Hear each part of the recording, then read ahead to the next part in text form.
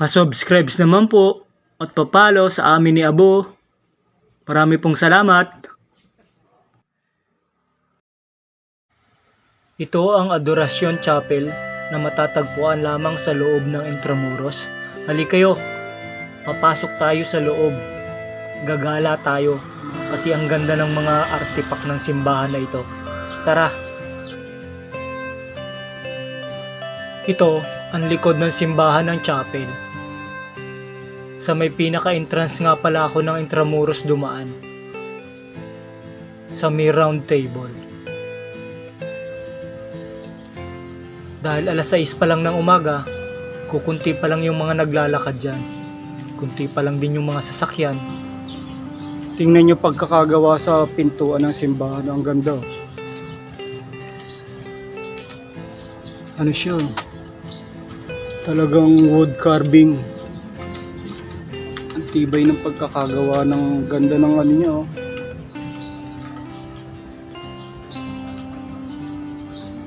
Yung pagkakagawa dito sa pintuan nitong simbahan. Talagang inukit siya.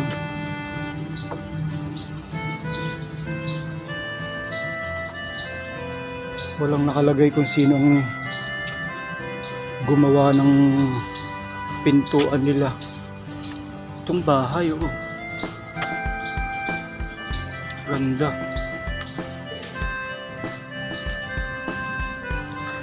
Papunta tayo ngayon sa harap ng Adoracion Chapel.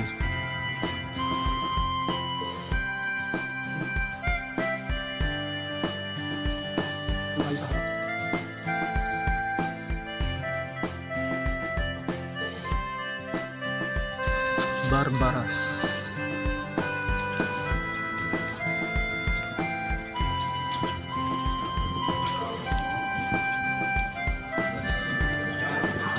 Itong building, panahon talaga ng Kastila ang itsura nyo.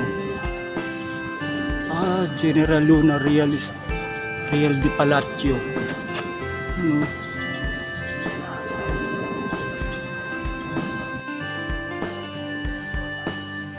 Tayo dito sa may simbahan.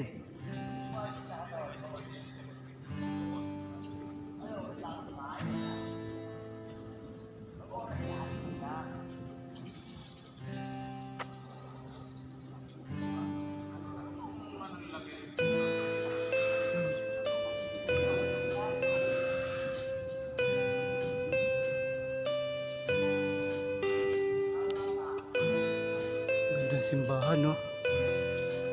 Anong taon pa kaya ito na ano?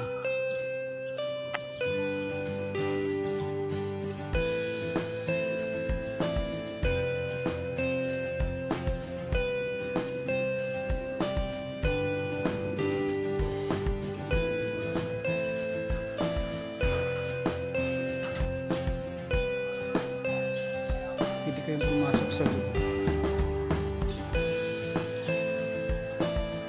Ano?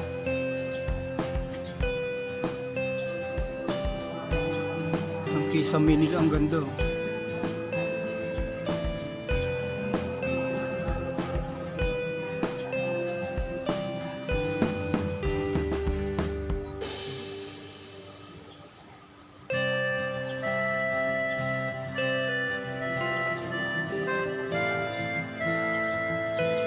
Yung kahoy nila, napakatibay ng kahoy.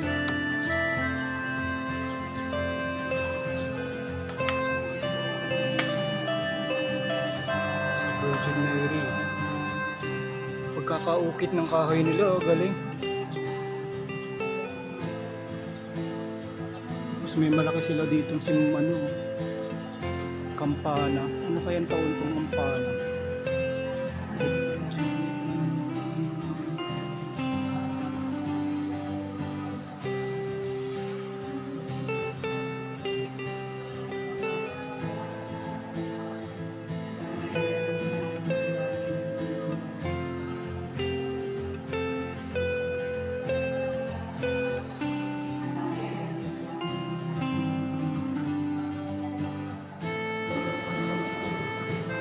Ito na ang bagong tahanan mo ngayon.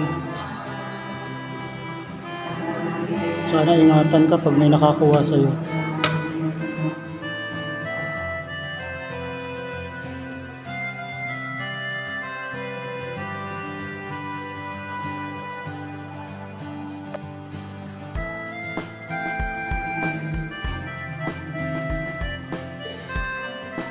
Yung pinagmimisahan ng pari sa unang panahon, mga sinalumang Yung unang mga pagmimisa ng mga pari na andyan sa taas ang pari, dyan sa taas ng cubicle na yan, dyan sila nagmimisa. Meron pa silang ganun. Meron pa dyan.